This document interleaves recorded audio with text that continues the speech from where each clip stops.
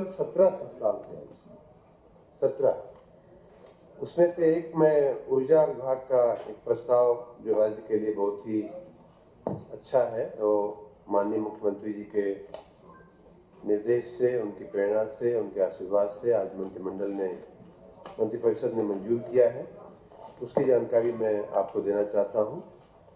राज्य में जैसा कि आप जानते हैं कि बिजली की खपत दिन पर दिन बढ़ रही है। विशेष रूप से आपने गर्मी के सीजन में देखा कि एकदम से बढ़ करके 27,000 मेगावाट के भी पार हो गई थी।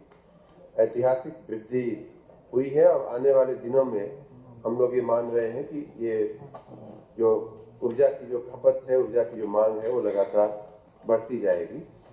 उसके मद्देनजर आपको ये भी याद होगा कि हमने ग्लोबल इन्वेस्टर समिट के समय फरवरी में जो हुई थी, उसमें एनटीपीसी के साथ ओबरा में हमने पावर प्लांट स्थापित करने के लिए समझौता किया था। ये एक बहुत ही महत्वाकांक्षी समझौता था और उसी कड़ी में उसके बाद माननीय मुख्यमंत्री जी का पूरा आशीर्वाद इस समझौते पे मिला और उन्हीं दिनों उसके बाद माननीय प्रधानमंत्री जी बनारस आए थे। वहाँ हम लोगों की मुलाकात हुई थी और माननीय मुख्यमंत्री जी भी थे, माननीय गवर्नर साहिबा भी थी। तो प्रधानमंत्री जी के साथ चर्चा में ये बात हमने रखा कि ओबरा और ये जो क्षेत्र है सोनभद्र का, ओबरा, अनपरा, ये पूरे देश का, पूरे उत्तर प्रदेश का ही नहीं बल्कि पूरे देश का एनर्जी हब बन सकता है।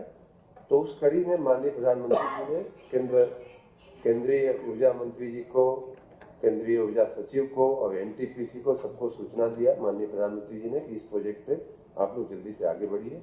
इसलिए केंद्र सरकार माननीय प्रधानमंत्री जी के आशीर्वाद से एनटीपीसी ने अब उस समझौते पे आगे बढ़ने के लिए हम लोगों के साथ जो करार हुआ था उस पर हम लोग आगे बढ़ रहे हैं। उसी कड़ी में आज मंत्रिपरिषद ने ओबरा में 800 मेगावाट के 2 पावर प्लांट स्थापित करने की आज मंजूरी हमको मिली है। ये राज्य का पहला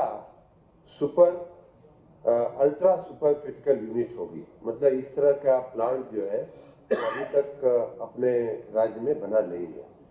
आपने सुपर क्रिटिकल सुना होगा, लेकिन अल्ट्रा सुपर क्रिटिकल शब्द ये पहली बार उत्तर प्रदेश के पावर सेक्टर में आ रहा है।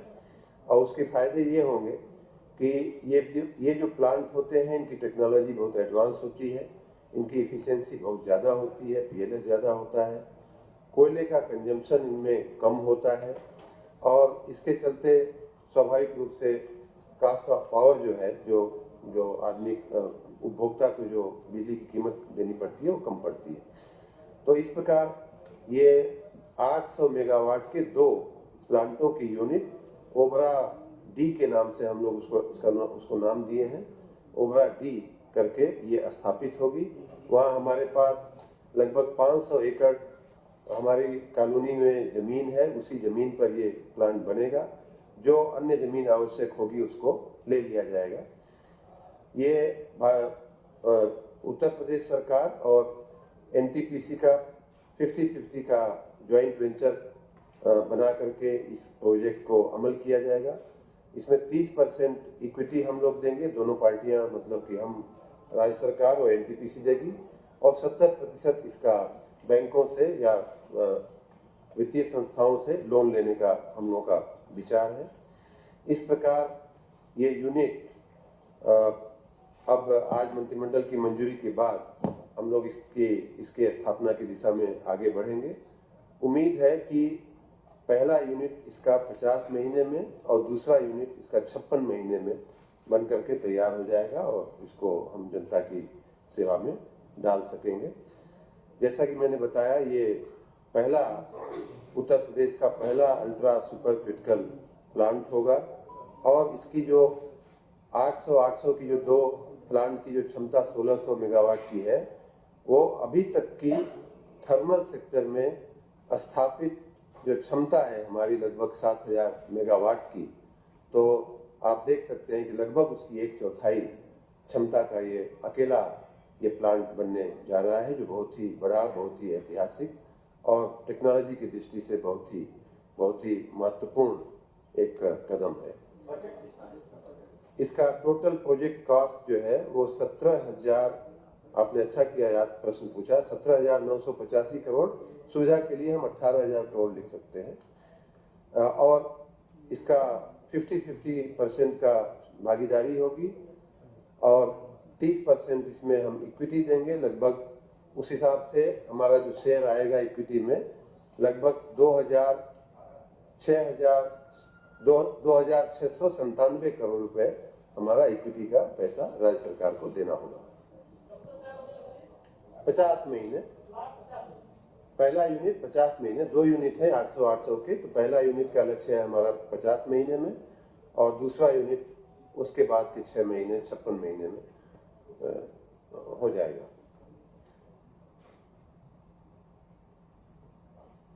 धन्यवाद। हमारी ओर से इतना।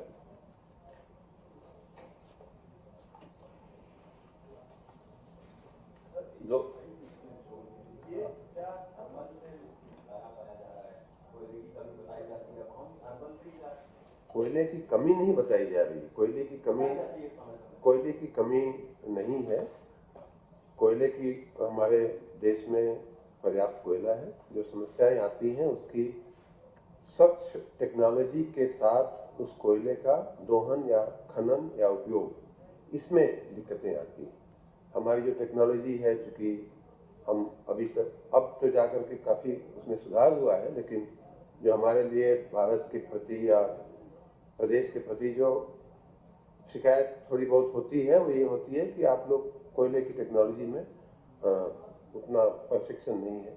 लेकिन हमने माननीय प्रधानमंत्री जी के नेतृत्व में जो ग्लोबल वार्मिंग और कार्बन क्रेडिट और ग्रीन क्रेडिट के क्षेत्र में जो काम हुआ है उसमें हम अच्छी टेक्नोलॉजी अब लेकर के विदेशों से आए हैं। कई देशों में अच्छी टेक्नोलॉजी थी, इसलिए अब कोयले का खनन करके कोयले का उपयोग करने में कोई दिक्कत नहीं है। और इस प्लांट की एक और अच्छी बात यह है कि बगल में ही NCL जो हमारी जो कोल की खदान कोल की जो माइंस है वहीं से इसको कोयला मिलेगा, तो बहुत ही नजदीक इसका कोयले का भंडार है। इसीलिए ये बहुत सस्ती बिजली हम दे पाएंगे। वर्तमान में हम जो खरीद रहे हैं लगभग 5.5 रुपए प्रति यूनिट के हिसाब से हम खरीदते हैं बिजली, जो एवरेज कास्ट है, कुछ तो और भी ज्यादा है। और उसकी अपेक्षा जो इस प्लांट से जो बिजली अपेक्षित है वो 4.89 रुपए प्रति यूनिट की दर से अपेक्षित है। मतलब लगभग 1 रुपए सस्ती हम बिजली अपने उपभोक्ताओं को दे पाएंगे प्लांट लगने पर। उपभोक्ताओं को बिल्कुल सस्ती, वही हम उपभोक्ताओं को लगभग 1 रुपया सस्ती बिजली हम दे पाएंगे, क्योंकि कोयला नजदीक है, टेक्नोलॉजी एडवांस है, ज्यादा PLF पे चलेगा, कम कोयले में कम लागत में ज्यादा बिजली उत्पादन करेगा। धन्यवाद।